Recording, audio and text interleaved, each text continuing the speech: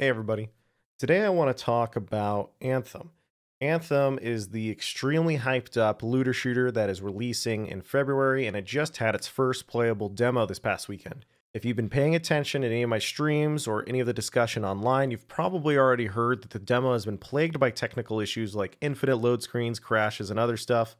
But I honestly don't want to focus on these issues too much because I figure those will probably going to be sorted by release. However, this game does have a lot of issues I want to talk about that I don't expect to be fixed by release, because honestly, from my experience playing this game, it's being rushed out the door. It needs another 6 months to a year in development to polish the game and get it ready. Here's a quick example, all right? By default in this game, you cannot communicate with any other player as it stands in the demo. There is no text chat, okay? But here's the kicker. Voice chat is disabled by default. Out of the 10 to 15 hours playing this game, I only ran into one person who bothered to turn on voice chat and options.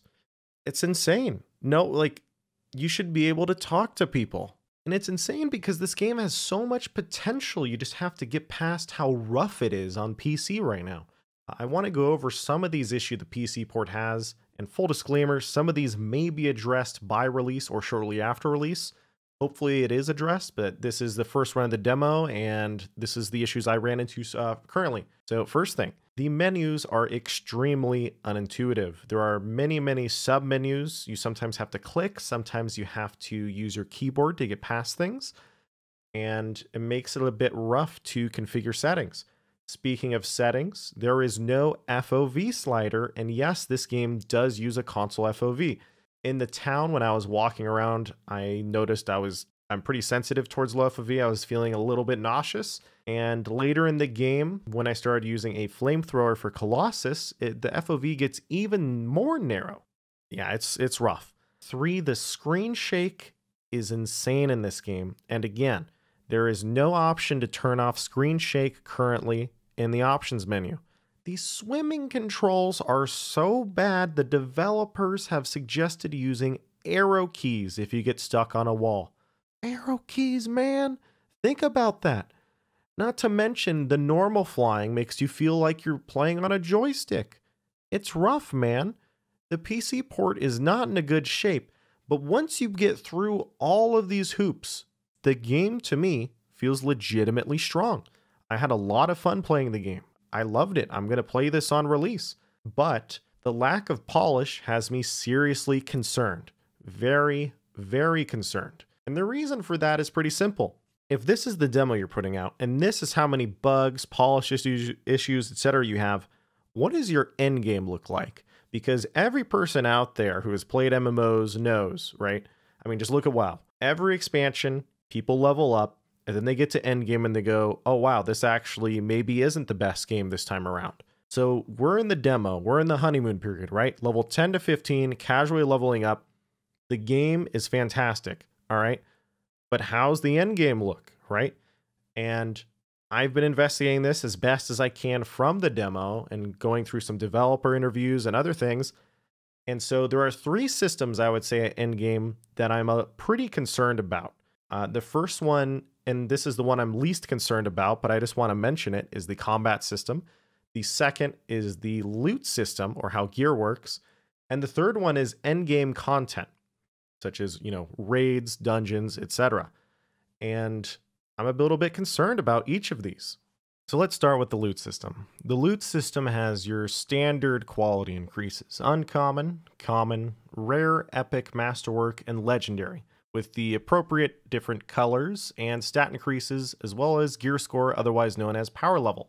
This is pretty standard across all your looter shooters. You got the gray items, which suck, and then you got the legendary items, which are awesome. However, each gear piece has something called inscriptions, which seem to be randomized properties on every piece of gear. In a recent interview with GameSpot, the developers have confirmed that inscriptions could be so significant as to entirely change the way you play, creating builds and rotations. This system normally wouldn't be an issue. It's just creating more depth to your character, your item selection, and stuff like that. But here's the problem. there is currently confirmed to be no way to reroll any of those properties on release. So in other words, imagine finding an in-game legendary piece only to realize it has garbage inscriptions and is actually worse than your rare or masterwork item which has well-rolled inscriptions. This is kind of like Battle for Azeroth, where you get that nice piece of gear only to realize it doesn't have the Azerite trait that you want. It just ends up feeling crappy for players, and the devs should take note from either Path of Exile or Division, both of which allow players to reroll a certain number of properties on items. This is a big problem that players are going to end up running into the moment they hit endgame. It's just going to be too much RNG, and it's just not going to be fun. Second, I want to talk about endgame, because this is the part of Anthem I'm worried about the most. To me, everyone is going to get to endgame eventually, and so this is the part of the game that has to be the best to keep people interested for longer than like a month, right? We've already established the game is being rushed to release, and not only that, but the developers are being very tight-lipped on what the endgame consists of. I don't think this is a good sign. All we know is that there are legendary strongholds, aka dungeons, and legendary contracts at endgame, in addition to the difficulties already present in the current demo. And when we take a look at those different difficulties, they're only scaling health and damage and increasing the drop chance for masterwork items. I personally don't think this is a good way to create meaningful content at endgame. To me, when I see those difficulties, I see bullet sponge and gear checks. I don't think it's going to keep me personally engaged in the long run. If I combine that with the lack of inscription rerolls on release, I would assume 2 to 3 weeks after the game comes out and when people start getting towards that end game more and more, the developers will have to come up with some serious changes and some serious content to keep people around for more than a month.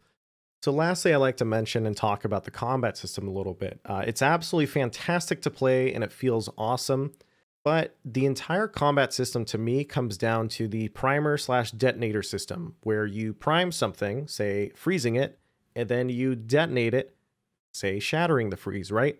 And then you get a combo bonus depending on your class. So an example would be Storm. When she does a combo, she takes that primer and spreads it to every enemy in the radius of the target. Colossus, when he does a combo, does a massive burst of AoE damage. Ranger, when he does a combo, does a massive burst of single target damage. And Interceptor, when they finish a combo, they get a giant aura that allows them to spread the primer to everything they touch. This combo system is fantastic. Like, that is the source of the combat. It's what gives it character and all of that. But I just get a little bit worried because it just is such a big part of the game that I'm concerned that too much of the skills and the skill options that you get are going to come down to straight up, you must pick primer, detonator, meta setups, or else you just won't do the damage at endgame or while leveling and you won't have fun. The easiest example of this is the default loadout for Colossus. If you go read Reddit or any other forum, everyone was like, man, the Colossus just sucks. He's just not that good. And the reason for that is because the Colossus's default loadout has no primer detonator combo. So he just feels like you're just kind of shooting. You do a couple skills and that's it.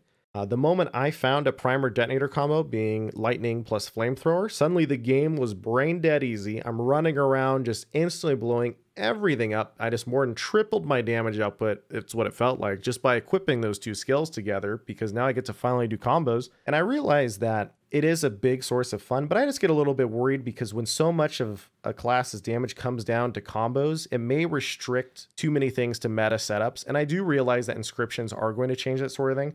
This is just a very small issue I have with the game, and it's more of a worry, not really an issue, that player choice will be restricted because combos are too strong and it's too big a part of the game.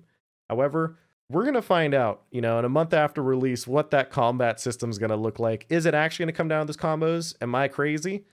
I don't know. Personally, I just can't wait to play it because I love this combat system regardless. It's so much fun, man. So overall, I think this is pretty much my opinion of Anthem. When the free demo comes, play the game, take the time to install it, see if you enjoy the core combat. Try to get through all the PC port problems, try to get through all the crashing issues, any rough parts of the game, try and push through those, see the meat of the game, right? See if you truly enjoy it. And if you do enjoy it, just keep an eye on it post-release, see how the developers update the game, see how they interact with the community. Because right now I can tell you the developers are doing an amazing job, some of the best I've seen among any developer interacting with their community, constantly talking through issues, constantly being on top of everything. The developers are seriously just open door to anything. And so all these issues I bring up, I always keep it in the context of this is an amazing game. It's just lacking polish and time. And so I kind of sit there and I go, okay, if I was going to sit here and ask myself, am I going to buy this game? I would probably just wait, watch some streams, wait a month out, see how people look at the end game, see how people look at all the meat in the game, see if you watch it, try it out during OBS, see if you have fun, and then go from there. I would obviously never recommend pre-ordering a game. Just make an opinion for yourself based on watching gameplay is the easiest thing to do. But for me personally, I'm going to buy it. I'm going to try it out. If I get sick of it after a month, oh well, I'll come back to it later and hopefully the developers have patched, because honestly, I got faith they probably will.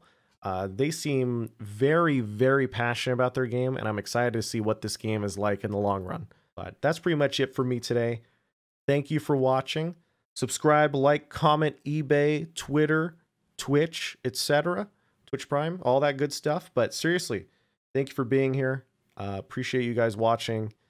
I'm trying to do a little bit more of these videos, but it's one game at a time, you know? And I'll catch you guys next time. Peace.